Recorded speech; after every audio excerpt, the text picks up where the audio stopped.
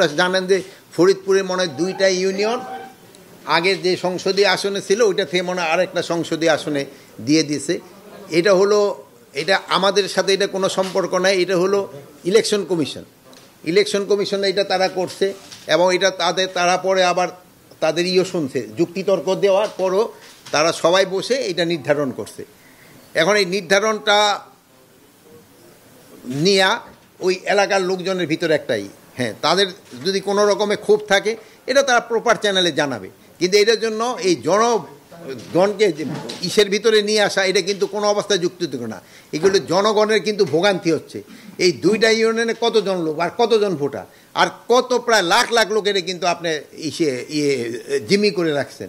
এটা কিন্তু কোনো অবস্থায় বরদাস্ত করা হবে না। আমরা হয়তো এই আজকেই বিকালের মধ্যে যদি এটা তারা সমাধান না করে আমরা আইন প্রয়োগের মাধ্যমে এটা করে দেব। এটা ক্ষেত্রে আমার মনে হয় আপনাদেরও সবাই সাহায্য সহযোগিতা লাগবে। আপনারাও মনে হয় চান যে এটা আইন প্রয়োগের মাধ্যমে তো রাস্তাটা ক্লিয়ার করে দেওয়ার জন্য। রাস্তা কিন্তু ব্লক করার অধিকার কারোই নেই, যেহেতু তার যদি কোনো দাবি দেওয়া থাকে তারা প্রপার চ্যানেলে জানাবে, কিন্তু রাস্তা ব্লক করে জনগণকে ভোগান্তি করা এটা কিন্তু কোনো অবস্থায় আমার মনে গ্রহণযোগ্য না। এটা ক্ষেত্রে আপনারা কি বলেন?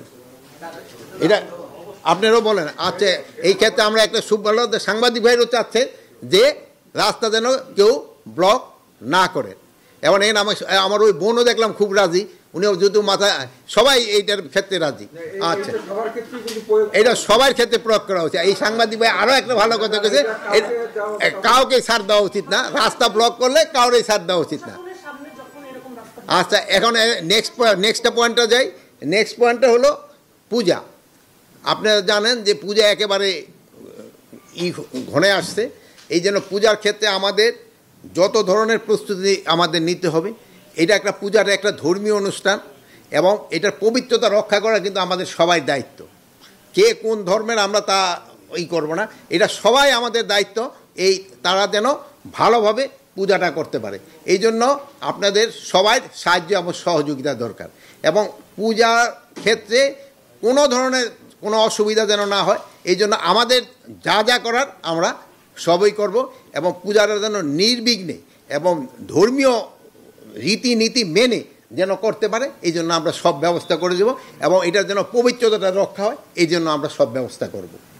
আর এই জন্য ধরেন যে অনেক জায়গায় একটু সমস্যা আছে, বুঝে কমিটির ভিতরে একটা কোন্দল রয়ে গেছে। আমরা অনুরোধ করব তারা নিজেদের কোন্দলটা মিটাইয়ে পূজাটা যেন ভালোভাবে সম্পন্ন হয়, এই জন্য আপনারা লোকজনকে বলবেন এবং আমরাও বলবো এবং আমরা আশা করি যে পূজাটা খুব ভালোভাবে এবং নির্বিঘ্নে এবং উৎসবমুখর পরিবেশে এবং ধর্মীয় ভাব এবং গাম্ভীর্য বজায় রেখে হয়ে যাবে।